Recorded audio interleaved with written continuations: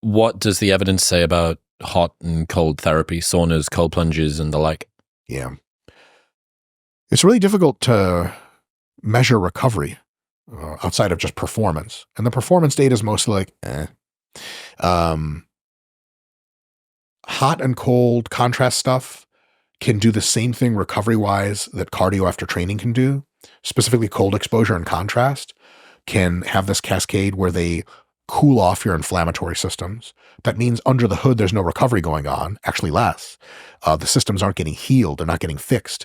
Because they're not getting fixed, so the way the recovery works in the human body is if you have to take on some muscle damage, is the immune system infiltrates all those cells, but it brings in the fucking kitchen sink. It's like if someone's house flooded and you looked at it from the outside, you might not know, but it looks normal, but it's fucked up in the basement. Trust me.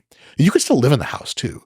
But if you have a crew come in and deflood your house, they bring that fucking giant truck with the hose and the generator's like, and it's pumping out the water and they gotta like redo some of the wood. You can't work and look and live in that house. That's what the immune system does to your muscles when it comes in. It fucks a bunch of shit up. It takes a few hours, few days to do that.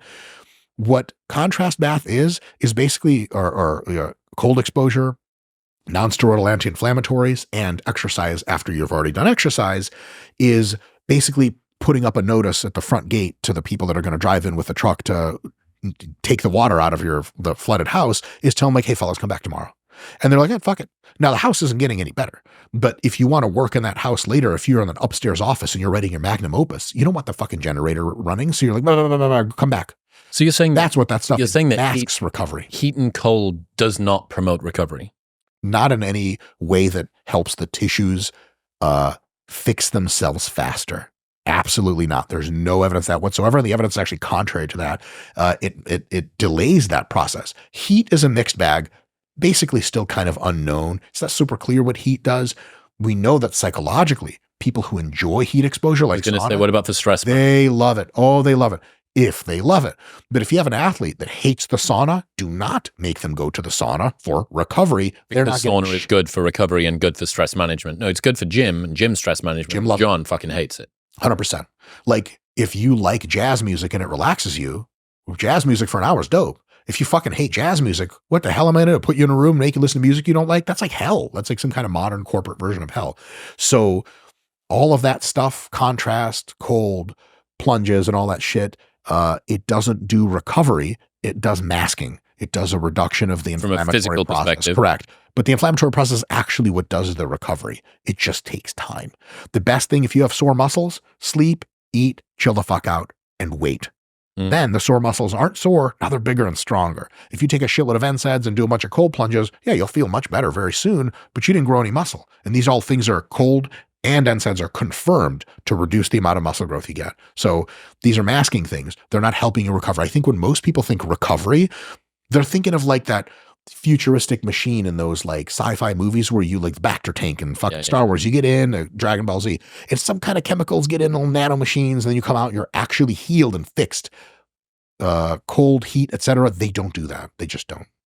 You mentioned NSAIDs, maybe a little bit extreme, but what about recovery supplements?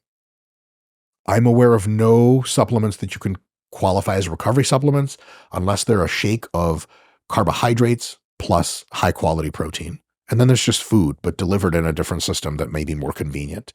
There are no recovery supplements that I know of. Creatine, sort of, but if you regularly take it, you just keep taking it and it recovers your creatine phosphate stores faster. As much as water is a recovery supplement. Water's one hell of a recovery. Electrolytes to keep you taking over. Yeah, I would say maybe not wholly, but 95% of the time that I see like a recovery claim on a supplement, like an internal eye roll starts happening. And listen, a lot of people, and I was butthurt about this when I was younger, a lot of people who dog on supplements and shit like that, they're just like, I'm sorry, forgive me, for lack of a better term, just leftists. Like they just don't like corporations. They don't like even the idea of competition or hierarchies. It's like, all you need is natural food. Like, shut the fuck up, Karen. Great, thanks. You don't even like anything. You don't even like sports. I take fucking supplements, bro. I take drugs. I want to win. I want to be better at sport. I'm all fucking full on trying to become the best version of myself, type of toxic male energy. I wish there was a fucking recovery supplement that was for sure gonna recover you. Now, like there are acute recovery supplements that work really well. You get a big old bottle of water, you drop some fucking element into that motherfucker, and if you have you had weight training at 2 p.m., you have jiu-jitsu at 5 p.m., you better down that whole goddamn thing, eat you a bowl of cereal, get you some protein in there. That will get your jiu-jitsu going like you never believe 3 hours later, for sure. But healing and replenishing and all that stuff, there's just no way of saying salt water and food is what we just did. Yep.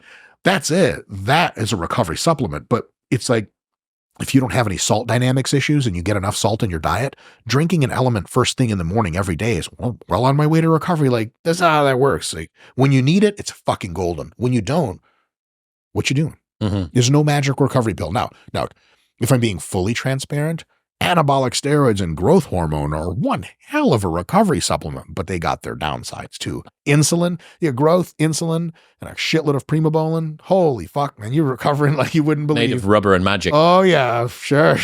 Exactly.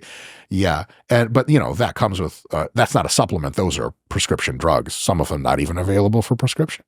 In other news, this episode is brought to you by 8 Sleep. Sleep isn't just about how long you rest, but how well your body stays in its optimal temperature range throughout the night, which is where 8 Sleep comes in. All that you need to do is add the brand new Pod 4 Ultra to your mattress, just like a fitted sheet, and it will automatically cool up or warm down each side of your bed up to 20 degrees above or below room temperature. Plus, it's got integrated sensors that track your sleep time and your sleep phases and your HRV and your snoring and your heart rate with 99% accuracy. And their autopilot feature makes smart temperature adjustments throughout the night, enhancing your deep and REM sleep in real time. Best of all, they ship to the US, Canada, UK, Europe, and Australia. Plus, there is a 30-night sleep trial, so you can buy it and sleep on it for 29 days. And if you don't like it, they'll give you your money back. Get $350 off the Pod 4 Ultra by going to the link in the description below or heading to 8sleep.com/modernwisdom and using the code modernwisdom at checkout. That's EIGHT sleep.com/modernwisdom and modern wisdom